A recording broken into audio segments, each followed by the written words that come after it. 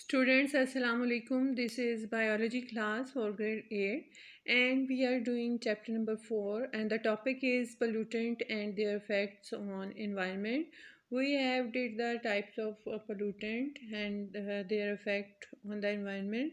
Today we are going to do the conservation of resources यानी जो हमारे पास ज़राए हैं तवानाई के ज़राए हैं उन्हें हम कैसे बचा सकते हैं और हमने का अपने प्रीवियस लेक्चर में ये किया था कि फॉसिल फ्यूल्स को कंज़र्व करने की बचाने की बहुत ज़रूरत है क्योंकि ये नॉन रीन्यूएबल रिसोर्सेज हैं मतलब जिन्हें के दोबारा से बनाया नहीं जा सकता।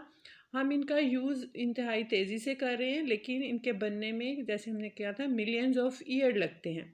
सो there is a need to conserve these resources. In this way there is a 3R strategies that is reduce, reuse, recycle. If we follow these 3R strategies, we can conserve our resources. First is the reduce का मतलब है कि हम अपनी इस्तेमाल को कम कर दें, चीज़ों का इस्तेमाल कम कर दें। That is the use of non biodegradable object should be reduce. Non biodegradable objects वो होते हैं जो कि आप उसे इस तरह समझ सकते हैं कि जिन्हें जो कि वेस्ट में कन्वर्ट नहीं हो सकते। उसके एग्जांपल ऐसे मैं आपको समझा सकती हूँ कि जैसे प्लास्टिक बैग्स हैं, प्लास्टिक बॉटल्स हैं, ग्लास हैं, मेटल कैन्स हैं, ये नॉन बायोडिग्रेडेबल हैं। जहाँ ये पड़े रहते हैं ये वहीं पड़े रहते हैं, ये गलते सड़ते नहीं हैं, ठीक है। और ये इसकी वजह से बहुत से नुकसानात होते हैं। These are called non biodegradable. अक्सर आप लोग शॉपिंग करने जाते हैं तो कई आपको बैग्स इस तरह के मिलते हैं जिनके ऊपर लिखा होता है इको फ्रेंडली या उन पे लिखा होता है बायोडिग्रेडेबल। मतलब या अगर आप पेपर के बैग यूज़ करते हैं जैसे आजकल कहा गया है, आपने ये देखा भी होगा, ये इसी वजह से है। हम जो प्लास्टिक बैग्स वगैरह इस्तेमाल करते हैं ये गलते सड़ते नहीं हैं, जहाँ पड़े रहते हैं वो पड़े ही रहते हैं और नुकसान पहुंचाते हैं। तो इसलिए ज़रूरी है कि हम इनका यूज़ जो है रिड्यूस कर दें, कम कर दें और इनको बनाने के लिए जो रिसोर्सेज यूज़ होते हैं उनको कंजर्व करें, महफूज करें। So the resources which are used in their manufacture should be conserve. Second is the reuse कि जो चीज़ें नॉन बायोडिग्रेडेबल हैं उन्हें दोबारा इस्तेमाल किया जाए, जैसे कि और एक दफ़ा इस्तेमाल करके उन्हें फेंक ना दिया जाए। वही प्लास्टिक बैग्स हैं, बॉटल्स हैं, कैन्स हैं, एलुमिनियम शीट हैं, ये सब चीज़ें जो हैं इनको दोबारा यूज़ किया जाए।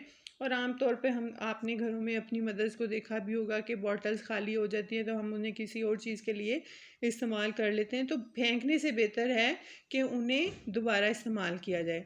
The third strategy is recycling कि इन चीज़ों को इकट्ठा किया जाए, उन्हें साफ़ किया जाए, मेल्ट किया जाए, पिघलाया जाए और उनसे जो है नए ऑब्जेक्ट्स, नई चीज़ें जो हैं बनाई जाएँ। So by applying above set 3R strategies habits we can conserve our resources. हम अपने जो रिसोर्सेज हैं उन्हें महफूज कर सकते हैं अगर हम इस 3R स्ट्रेटजीज़ को जो है अपनी हैबिट बना लें। And this is the symbol of 3R strategies. Reduce, reuse, recycle यानी रिड्यूस इस्तेमाल कम करना, रीयूज़ दोबारा इस्तेमाल करना, रिसाइकल उन चीज़ों को दोबारा से इकट्ठा करना, धोना, साफ़ करना, मेल्ट करना और फिर उन्हें मोल्ड करना into new objects. Next is the saving the earth. Earth is the only planet in our solar system where life can exist. मतलब ज़मीन ही एक ऐसा सैयारा है जिस पे ज़िंदगी मौजूद है और वहाँ ज़रूरी है कि वहाँ की आबो हवा को साफ़ रखा जाए और उससे हार्मफुल इफ़ेक्ट्स जो है, जो ऐसी चीज़ें जो ज़िंदगी को नुकसान पहुँचाए, उससे उसको महफूज रखा जाए। तो उसको सेव करने के लिए अर्थ को हम इन तरीक़ों पे अमल कर सकते हैं। First is the solid waste management कि जो सॉलिड चीज़ें हैं वेस्ट होती हैं उन जिसमें कि प्लास्टिक और ग्लास आइटम्स हैं, स्ट्रे फॉर्म्स हैं, सेवेजेस हैं, स्लजेस हैं, एग्रीकल्चरल वेस्ट हैं, डोमेस्टिक ट्रैश है, इन सब को क्या है कि ये सब चीज़ें पोल्यूट करती हैं अर्थ इन्वायरमेंट को। इन्हें क्या है कि एक ओपन प्लेस पे या तो दबा दिया जाए या फिर उन्हें बर्न किया जाए। This is shown in figure 4.13। ठीक है, ओपन प्लेस में करने के बजाय क्या है कि इनको जला दिया जाए। We should not dump them on open places nor burn them, they should be managed properly. उन्हें जो सही तरह से मैनेज किया जाए। Landfill, incineration and recycling are the common method of solid waste management. कौन कौन से हैं? लैंडफिल है।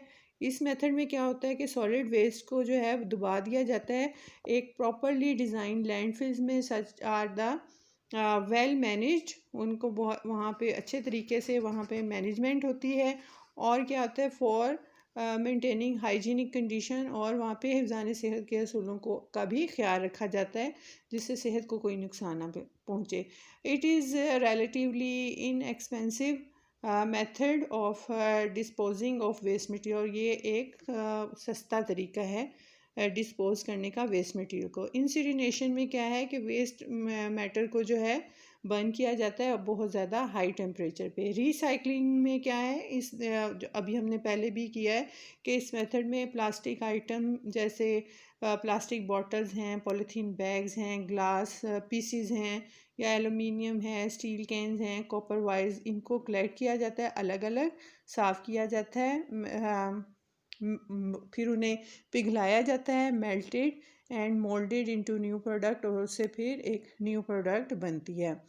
In this way they are used again and again to reduce pollution, और फिर ये दोबारा दोबारा इस्तेमाल होते रहते हैं और उससे पोल्यूशन भी कम हो जाती है। फिर ये कि इन्वायरमेंटल कंपेन्स भी होनी चाहिए, should be conducted frequently for creating awareness among common people. ऐसी कंपेन्स हों जिससे आम लोगों को पता चले कि पोल्यूशन क्या है और उसको रिड्यूस कैसे किया जा सकता है और उसके हार्मफुल अफेक्ट क्या हैं। सच कंपेन्स में इंक्लूड सेमिनार्स हो सकते हैं, उसमें स्कूल टॉक्स, स्कूल्स में जो हैं आप कंपटीशन करवा सकते हैं, डिबेट्स हो सकती हैं, और वर्ल्ड एनवायरनमेंट डे जो कि 5 जून को मनाया जाता है वो भी सेलिब्रेट किया जा सकता है। The last topic is responsibility of all. ये तो हमने सब किया कि क्या क्या चीज़ें होती हैं, कौन कौन से पोल्यूटेंट हैं, उनके इफ़ेक्ट क्या हैं, कहाँ कहाँ अफेक्ट किया, फिर हम कैसे जो है अपने रिसोर्सेज को कंजर्व कर सकते हैं, फिर हम अपनी अर्थ को कैसे सेव कर सकते हैं। Next is the responsibility. हम सबकी इंडिविजुअली भी रिस्पॉन्सिबिलिटीज़ हैं जो कि हमें उनका ख्याल रखना चाहिए। रिस्पॉन्सिबिलिटी ऑफ ऑल, फर्स्ट क्या है कि domestic trash and other solid waste should be dumped on open places. ठीक है, नेक्स्ट डोमेस्टिक ट्रैश जो है वो क्या होता है, जो हम घरों में हमारे जो कूड़ा करकट वगैरह इकट्ठा हो जाता है उसको जो है शुड नॉट बी, उसको ओपन जगह पे फेंकना नहीं चाहिए। इंस्टेड ऑफ पर्सनल कार्स के बजाय इसके कि हम अपनी गाड़ियाँ इस्तेमाल करें, हमें पब्लिक ट्रांसपोर्ट यूज़ करनी चाहिए। उसको यूज़ करने से क्या होगा, फ्यूल कम यूज़ होगा। Sulphur and lead free fuel should be used.